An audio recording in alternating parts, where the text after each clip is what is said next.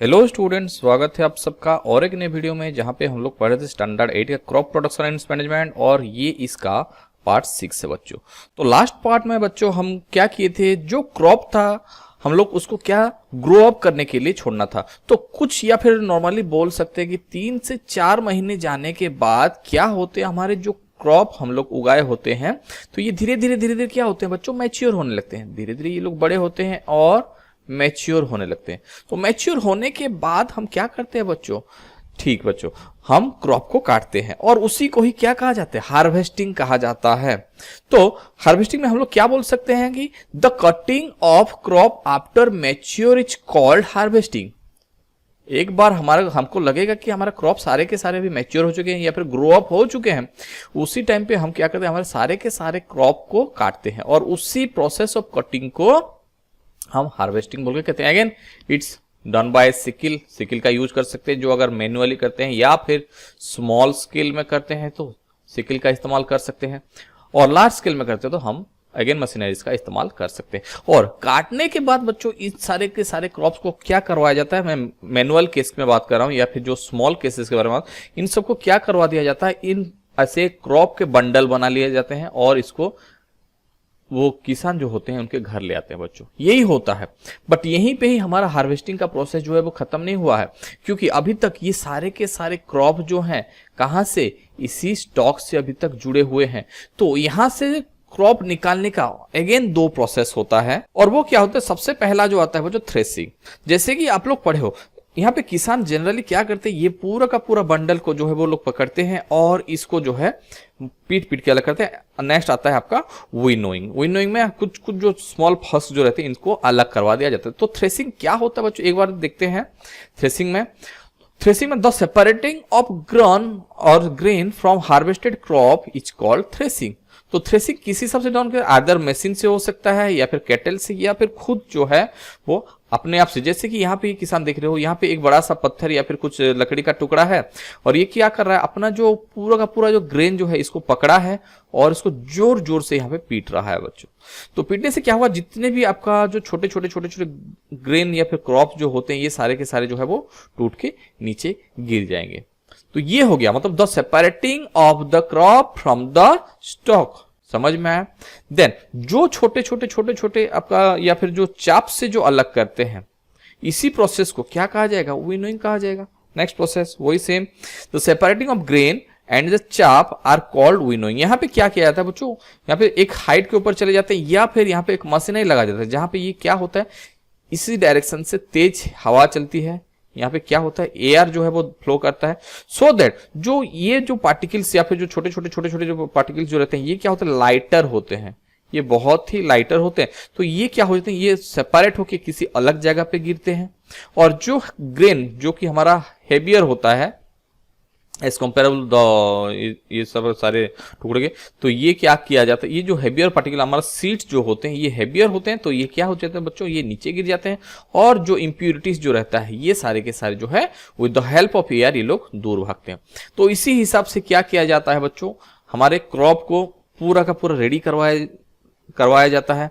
तो क्या हो गया, हार्वेस्टिंग मतलब the cutting down of the crop. Then आ जाता है थ्रेसिंग में हम जनरली क्या करते हैं, द ग्रेन को जो है वो हार्वेस्टेड क्रॉप से जो है वो उसको अलग करवा दिया जाता है। हो गया इसको थ्रेसिंग। और with the help of wind जो हम इस्तेमाल करके या फिर कुछ मशीन का इस्तेमाल करके जो हम जितने भी ग्रेन को सेपरेट करते हैं चाप से, इसी को क्या कहा जाता है, विनोइंग बोल के कहा जाता है बच्चों।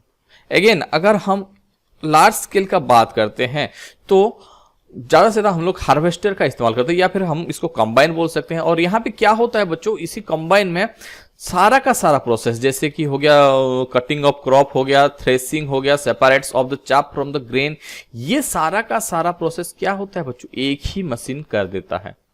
और ये कब इस्तेमाल किया, अगर लार्ज स्केल में हम इस्तेमाल कर रहे हैं तो हम कंबाइन का ही इस्तेमाल करते हैं बच्चों, क्योंकि यहां से हमारा अगेन लेबर कॉस्ट कम होता है, बहुत जल्दी से जल्दी हमारा काम होता है। समझ में आ गया बच्चों। तो ये था बच्चों हम लोग का पूरा सारे के सारे स्टेप्स जो है अभी, या फिर हम लोग बोल सकते हैं our crop is now ready, हमारा क्रॉप जो है अभी रेडी हो चुका है। तो अभी क्या करते हैं, अभी जो बात आता है खुशियां मनाने की, क्योंकि हम जो है सक्सेसफुली हम कुछ स्टेप्स जो है वो कंप्लीट कर चुके हैं, या फिर हमारा क्रॉप जो है हमारे पास आ चुका है। तो ऑब्वियसली ये बहुत ही खुशी का बात है।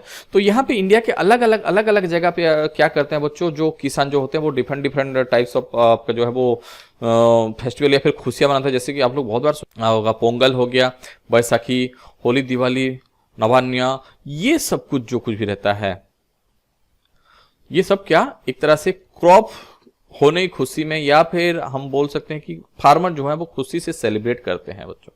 तो ये तक था आपका पूरा का पूरा ऑब्टेन ऑफ क्रॉप। तो क्रॉप प्रोडक्शन के बाद, क्रॉप तो प्रोडक्ट हो गया बच्चों, क्रॉप प्रोडक्शन हमारा खत्म।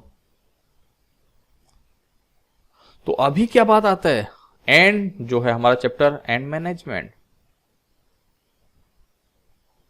तो अभी बात आता है कि हम जो क्रॉप उगाए हैं इसको मैनेज कैसे करें, या फिर मैं बात कर सकता हूं कि हम इसको स्टोर कैसे करें। हम लोग इसको स्टोर कैसे करें ताकि हमारा जो क्रॉप, हमारा ये जो पूरा 3-4-5 साल का, जो 4-5 महीने का जो मेहनत है वो कैसे रंग लाए, या फिर हर एक पर्सन को जो है वो फूड कैसे पहुंच पाए। फूड सबको पहुंचाने के लिए हमें इसको क्या करना पड़ेगा बच्चों, इसको स्टोर करके रखना पड़ेगा। तो हम किसी ऐसे जगह पे रखें ताकि हमारा जो क्रॉप जो है वो सेफली रह सके और सबको जो है सप्लाई ऑफ फूड जो है वो हो सके। तो इसके लिए स्टोरेज का इंपॉर्टेंस बहुत ही ज्यादा है बच्चों। तो लास्ट में आता है क्या, मैनेजमेंट में स्टोरेज। तो स्टोरेज में सबसे पहले क्या किया जाता है बच्चों, क्योंकि अगर प्रॉपरली स्टोरेज नहीं करेंगे तो हो सकता है हमारे फसल में जो है वो कीड़े लग जाएं, हो सकता है वहां से सीड्स फिर से जर्मिनेट हो जाए। तो इसीलिए जरूरी होता है बच्चों स्टोरेज। तो स्टोरेज क्या होता है, the proper storage of harvested crop is necessary to prevent from seed damage से बचाने के लिए, एंड पेस्ट यानी कि जैसे बर्ड्स हैं, बर्ड्स, माउस हो गया, ये सारे के सारे क्या होते हैं जो हमारे खाना को जो है, या फिर कुछ इंसेक्ट हो गए, ये सारे क्या होते हैं बच्चों, पेस्ट होते हैं। इन सब से हमें प्रिवेंट या फिर सारे के सारे जो है डैमेज से हमें बचाना है। तो पहले बात करते हैं मॉइस्चर का, क्योंकि एक बार हम क्रॉप हार्वेस्टेड या फिर क्रॉप काट के लाने के बाद क्या होता है बच्चों, उसी क्रॉप में ही कुछ मॉइस्चर या फिर वाटर कंटेंट प्रेजेंट रहता है। तो सबसे पहले हमें क्या करना चाहिए, इसको जो है वो ओपन सन में इसको सुखाना चाहिए। आप लोग बहुत बार भी देखे होंगे कि क्या करते हैं किसान अपने क्रॉप को जो है बहुत ही बड़े से एरिया में या फिर ओपन एयर में जो है इसको सुखाते हैं। तो वो क्यों करते हैं, ताकि इसके अंदर जितना भी मॉइस्चर रहे या फिर जितना भी वाटर कंटेंट रहे, सारे के सारे क्या हो जाए, वो रिड्यूस हो जाए या फिर चले जाएं। ये सबसे होता है पहला। एक बार मॉइस्चर रिड्यूस हो गया तो इसको क्या किया जाता है, जूट बैग में पैक करवा दिया जाता है और इसको पूरा प्रॉपरली जो है वो सील कर देते हैं बच्चों। जैसे कि आपको जूट बैग में उसको प्रॉपरली कर दे और उसका माउथ को जो है वो पूरा का पूरा बंद कर देते हैं। अगेन ये कहां पे होता है, स्मॉल स्केल में होता है। अगर हमारा प्रोडक्शन बहुत ही कम है तो हम ये प्रोसेस इस्तेमाल कर सकते हैं बच्चों, समझ में आया। लेकिन सन में सुखाना या फिर ड्राई करना ये इंपॉर्टेंट पॉइंट है, इसका हमेशा ध्यान रखना चाहिए, क्योंकि अगर मॉइस्चर रह गया ना बच्चों तो हो सकता है आगे चल के ये सीड से फिर से जो है आपका सीड जर्मिनेट हो जाए या फिर हमारा क्रॉप जो है वो डैमेज हो जाए, समझ में। देन और क्या क्या हो सकता है बच्चों, अगर लार्ज अमाउंट में प्रेजेंट है तो हम लोग ग्रेनरीज का इस्तेमाल कर सकते हैं, साइलोस का इस्तेमाल कर सकते हैं, जहां पे हम अपना जो क्रॉप है उसको प्रोटेक्ट करके रख सके। और कुछ जगह पे क्या होता है बच्चों, जो ड्राई नीम जो रहता है उसको भी उसी क्रॉप के साथ रखा जाता है, ताकि आपका जो है हमारे क्रॉप में फंगल इन्फेक्शन ना हो, या फिर हम बोल सकते हैं कि हमें हमारे क्रॉप को जो है वो प्रोटेक्ट करना है।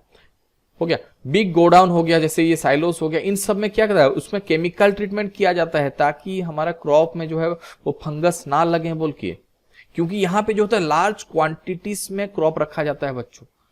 तो एक बार अगर थोड़ा सा भी क्रॉप अगर खराब हो गया तो उनके लिए बहुत लॉस होता है। तो इसीलिए बड़े बड़े गोडाउन, साइलोस, यहाँ पे क्या किया जाता है, इन सबको पहले केमिकली उसको ट्रीटमेंट किया जाता है और तब जाके हमारे सारे के सारे जितने भी क्रॉप होते हैं उनको रखा जाता है, in order to protect them for damage.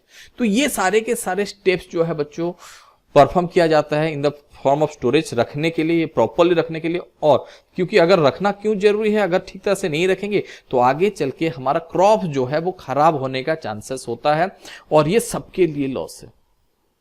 ये सिर्फ किसान के लिए लॉस नहीं बच्चों, इवन ही हम लोगों के लिए भी लॉस है। अगर फसल अगर खराब हो गई तो हम लोगों को खाना कहां से मिलेगा, क्योंकि अल्टीमेटली हम लोग किसान के ऊपर ही डिपेंड करते हैं। तो बच्चों यही तक था हमारा पूरा का पूरा एग्रीकल्चरल प्रैक्टिसेस। तो अभी हम बोल सकते हैं कि अभी जो है हम सक्सेसफुली हमारा क्रॉप प्रोडक्शन हो गया, क्रॉप प्रोडक्शन कंप्लीटेड है, और उसका मैनेजमेंट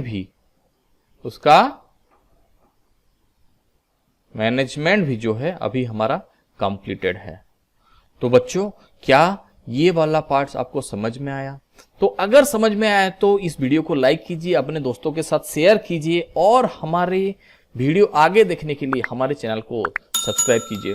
तो मिलते हैं बच्चों नेक्स्ट वीडियो में किसी और टॉपिक के साथ, तब तक के लिए बाय बाय।